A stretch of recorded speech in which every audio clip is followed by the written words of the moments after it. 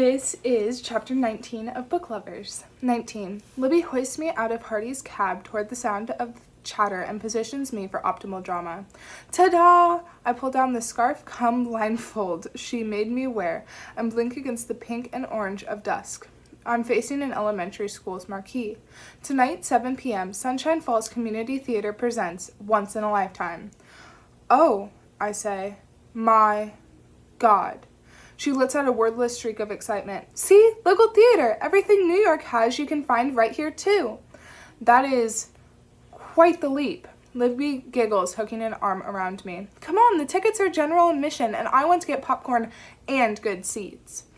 I'm not sure there's such a thing as good seats when you're choosing from rows of folding chairs in a school gymnasium. The stage is elevated, meaning we'll be craning our necks for the length of the play, but as soon as the house lights drop, it's clear the seating arrangement is the least of this production's issues. Oh my God, Libby whispers, gripping my arm as an actor shuffles out in front of the painted apothecary backdrop.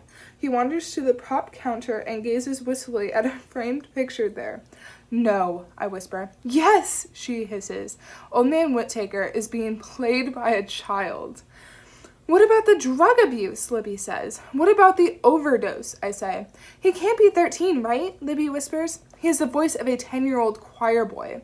Someone harumphs near us, and Libby and I sink into our chairs chastened, at least until Mrs. Wilder, the owner of the lending library, comes onto the stage, and I have to turn my bark of laughter into a cough. Libby wheezes next to me. Oh my God, oh my God, oh my God! She's not looking at the stage, just staring at her feet and trying not to explode. I drop my voice next to her ear. What do you think the age gap is between these actors? 68 years? She clears her throat to keep a handle on her would-be laughter.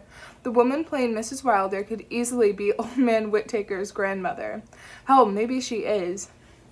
Maybe little Delilah Tyler will be played by the family Rottweiler, I whisper. Libby flings herself forward over her belly, hiding her face as her shoulders quake with silent laughter. Another dirty look from the woman to our right. Sorry, I mouth, allergies. She rolls her eyes, looks away. Into Libby's ear I whisper, Uh-oh, Whittaker's mommy is mad. She bites my shoulder like she's trying not to scream. On stage, little boy Whittaker grabs his back and winces out the F word at the pain of his character's chronically pinched nerves. Libby squeezes my hand so hard it feels like she might break it. It is very clear, she whispers haughtily, that small bearded child has yet to experience physical pain. I'm sorry. Oh, I'm a theater kid. This hurts. That boy has yet to experience the dropping of his testicles, I reply. Oh. As if to disprove this, his next line sends his voice lurching, cracking into a squeak that makes Libby scrunch her eyes shut and cross her legs. I will not pee myself. We stare at her feet, erupting into silent shivers of laughter every few minutes. It's the most fun I've had in years. Whatever else is happening with Brendan, with the apartment, with my sister, right now we're us, like we haven't been for in a long time. The second the play ends, Libby and I sprint out. We're both about to lose it and would rather do so privately. Halfway to the marquee, a cheery voice stops us. Nora! Libby! Sally Good cuts a trail towards us alongside a blonde behemoth of a man using a wheelchair. Her dimpled smile is Charlie-esque. The cloud of jasmine and marijuana in which she arrives is not. It's hard to imagine structured, sharp-edged Charlie being raised by this woodsy, free-wheeling waif. Fancy seeing you here, Libby sings. Small towns and all that, Sally says. I don't think y'all have met my husband? Clint, the man offers. Pleasure to meet you. Nice to meet you, Libby and I say in unison. He asks, what'd you think of the play? Libby and I exchange a panicked look. Oh, don't make them answer that, Sally swats his arm, smiling. At least not before the salon. You gotta come. We always have the friends over for drinks and pie after the show. This is a regular occurrence. My sister almost chokes over the words. We're too slap happy to be having this conversation. They do 4 shows a year, Sally says. Clint's eyebrows lifts. Is that all? Seems like a lot more. Libby swallows a laugh, but a squeak still makes it out of her throat. Please say you'll come, Sally pleads. Oh, I couldn't intrude, I begin. Nonsense, she cries. There's no such thing as intruding in Sunshine Falls. Or did you not just watch the same play as us? We definitely watched it, Libby mumbles. Sally hands her purse to her husband and digs through it for a scrap of paper and a pen, then jots down an address. "We're just on the other side of the woods and up the path from you." She hands the paper to Libby. "But there's a street and driveway that runs right up to our house if you don't feel like tromping through the dark." She doesn't wait for an RSVP or even a reply. They're moving off, the crowd bottlenecking behind us. "Oh, Boris did wonderfully," an older gentleman is saying, "and only 11 years old." Libby squeezes my hand and we take off down the sidewalk, giggling like preteens high on Mountain Dew. The Washra Good home sits at the end of a long driveway lined with mature oaks. It's far enough outside town that there's little light to interrupt the sparkling blanket of night sky overhead or the masses of fireflies blinking in the shrubs. It's a 2-story colonial with white siding and freshly painted black shutters. In an oversized driveway, around 10 cars are already parked, with another pulling in behind us as Hardy stops to let us out. As we approach the front doors, Libby gazes up at the front of the cozy house and says dreamily, "I would pay $1 million to be here on Christmas." I guess that explains why Brendan does the budgeting. Libby's arm stiffens through mine.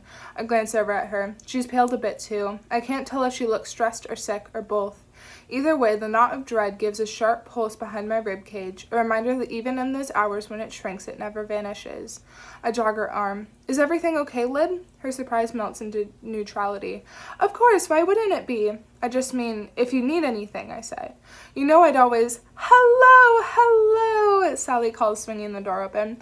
"Come on in." She has to shout to be heard as she ushers us through the jasmine-scented front hall toward the thunder roll of laughter and hum of overlapping conversations at the back of the house.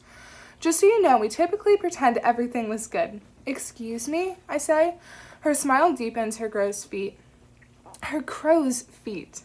She looks every bit like a woman in her 60s, and all the more striking for it, in a woodsy, sun-beaten way. "The play," she clarifies, "or when it's ceramics show or a craft market or what everything else. We pretend it's good, at least until we've had a couple rounds." She pats her shoulders and moves off, calling, "Make yourselves at home."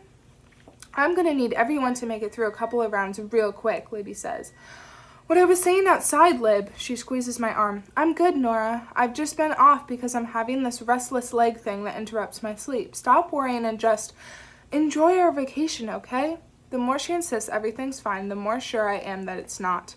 But as has been the case for years, she's just shuddered at the first sign of worry. This is how it is. She never asks for help, so I have to figure out what she needs and how to get it to her in a way she feels okay about accepting. Even with her wedding dress, I'd pretend to track down a sample sale and get a damaged dress at a discount, when actually I put it on a card and smudge some concealer inside the bodice myself. But with this, I don't even know where to start. Oh, God. A sudden terrifying clarity hits me like a sandbag to the stomach. The list. All these homages to Libby's almost futures. Building, baking, bookstore, marketing. Is this all some foray back into the working world? Or a way to prove she could survive on her own if she needed to? 3 weeks away from her husband. I should have thought that was strange, especially with how she's been acting. Especially more than 5 months along in her pregnancy. She loves Brendan, I remind myself. Even if they're going through something, buckling under the stress of a new baby, that can't have changed. My clothes feel too tight, too hot. I look around, searching for something to focus on, to ground myself with. My gaze catches on Clint, standing with a walker across the crowded kitchen, then over to the equally tall, though far younger and brawnier man beside him. "Wow," Libby says, clocking Shepard at the same time I do. His green eyes find mine, and he murmurs something to Clint before extricating himself and sauntering our way. "Oh my God," Libby says, "is that Archangel coming towards us right now?" "Shepard," I say, distracted by the hamster wheel of worries spinning inside my skull. Libby asks, "Is that a shepherd coming towards us?" "No, his name is—" "Oh, Shepard," she says, realization dawning right as he stops in front of us. "See," he says, beaming, "this is why you gotta love small towns."